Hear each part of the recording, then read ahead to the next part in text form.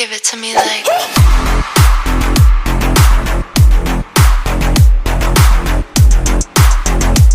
Laga pramusim hasil akhir Manchester United kontra Crystal Palace.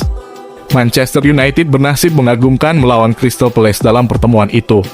Laga Manchester United kontra Crystal Palace akan berlangsung pada Selasa, 19 Juli 2022, pukul 17.10 waktu Indonesia Barat. Di bawah pengawasan pelatih baru Erik ten Hag, Setan Merah tampil optimistis dengan menurunkan skuad andalannya. Sang pelatih mempercayai kombinasi mematikan Sancho, Martial, dan Rashford untuk berada di lini depan sejak awal.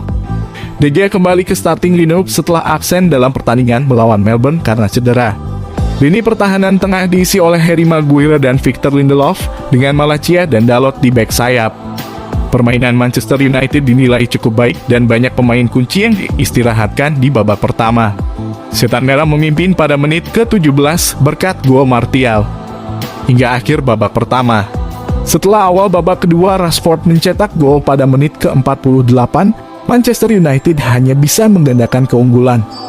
Terobosan brilian Sancho ke pertahanan Crystal Palace pada menit ke-59 berakhir dengan gol untuk Man United. Kedua pelatih kemudian berusaha mengubah lintasan permainan dengan mengganti pemain tertentu. Di babak kedua, Ten Hag mencoba menggunakan beberapa pemain muda dan tim cadangan. Alhasil, meski masih tangguh membobol pertahanan lawan, United tetap tampil dominan. Setan Merah kebobolan di menit ke-74 setelah Joel Ward mencetak gol. Skor 3-1 bertahan hingga babak kedua saat Manchester United mengalahkan Crystal Palace. Kemenangan pertama Manchester United sejak Erik ten Hag mengambil alih sebagai manajer.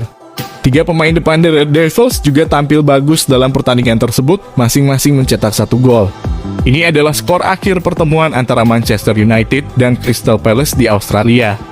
Manchester United akan melawan Aston Villa pada 23 Juli 2022 setelah menghadapi Melbourne Victory.